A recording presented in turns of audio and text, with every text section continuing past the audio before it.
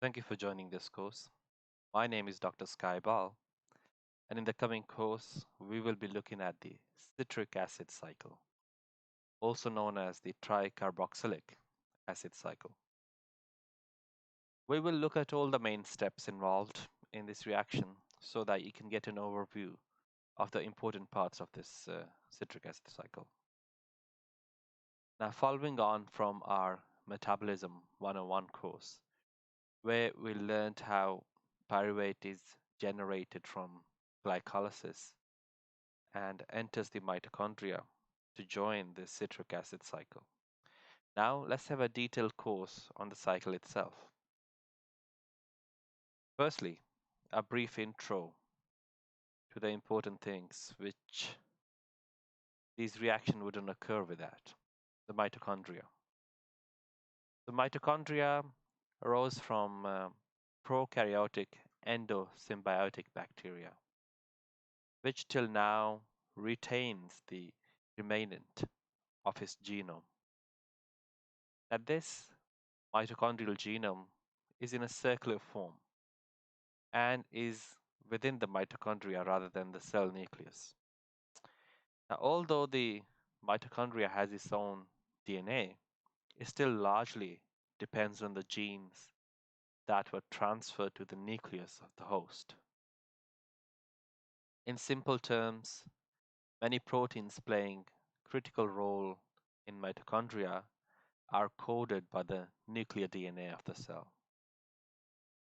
Now, with the emergence of mitochondria in eukaryotic cells, it brought biochemical mechanisms that allow us to acquire and use energy more efficiently.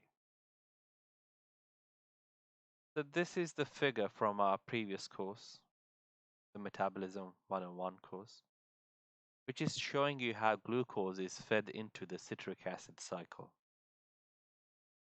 This glucose can be from the cell storage, which can be from glycogen, or it could be from the glucose absorbed directly. Another way of feeding into the citric acid cycle is through the beta oxidation from the fatty acids, which can also feed into the acetyl-CoA pool inside the mitochondria. And then that will join the citric acid cycle in the same manner as the acetyl-CoA from the glycolysis. Thirdly, there is glutamine that feeds into the citric acid cycle.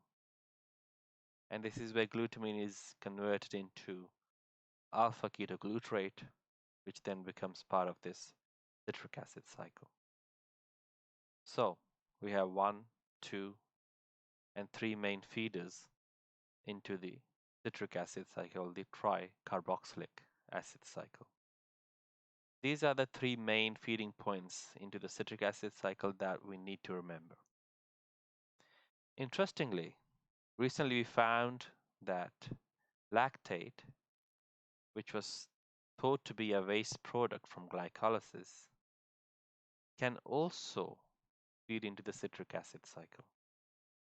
And this is done by converting lactate back into pyruvate, which then also again forms the pool of acetyl-CoA and hence joins the cycle.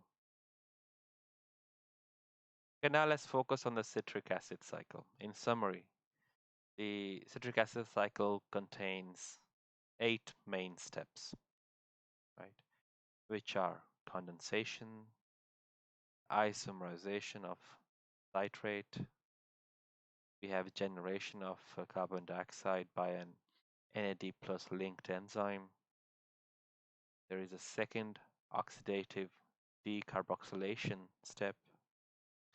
There is the substrate level phosphorylation step. There is the flavin dependent dehydrogenation. There is the hydration of carbon to carbon double bond. And then finally, the dehydrogenation reaction that regenerates oxaloacetate. In the coming course, we are going to look into each of these steps and understand the biology and chemistry behind these reactions. So there's no need to get overwhelmed with the details shown at this point. Okay, so in the first step, acetyl-CoA, a two-carbon compound. So the blue balls represent carbons that you see here. And as you can see, acetyl-CoA is a two-carbon compound and oxaloacetate is a four-carbon compound. Okay. So oxaloacetate and acetyl-CoA are converted to citrate, which is a six-carbon compound. This reaction is catalyzed by citrate synthase. Now, citrate synthase has been conventionally designated as the first enzyme of the citric acid cycle, which performs the irreversible condensation of acetyl-CoA with oxaloacetate to form citrate. The rate of this reaction is controlled by ATP to ADP ratio, as well as the NADH to NAD plus ratio. For example, if the ratio of ATP to ADP is low, meaning that the cell requires more ATP, so there is less ATP, the triphosphate,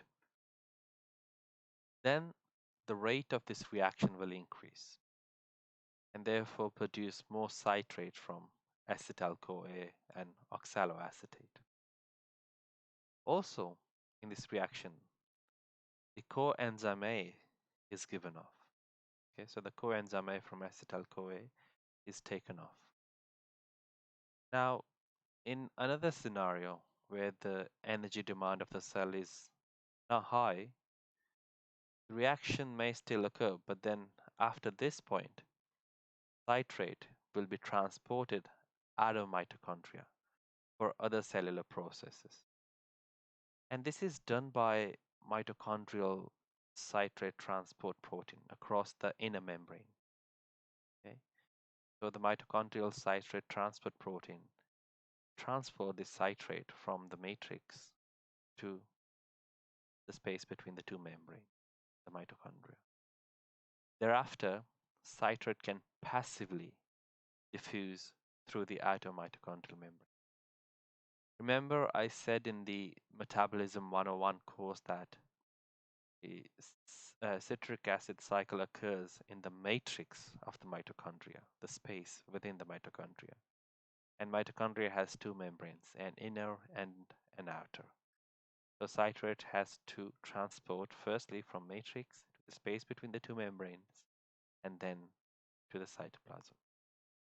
Okay, so I strongly recommend that if you haven't watched our Metabolism 101 course yet, then please watch that first, as the present course will make much more sense if you have the background from the other course.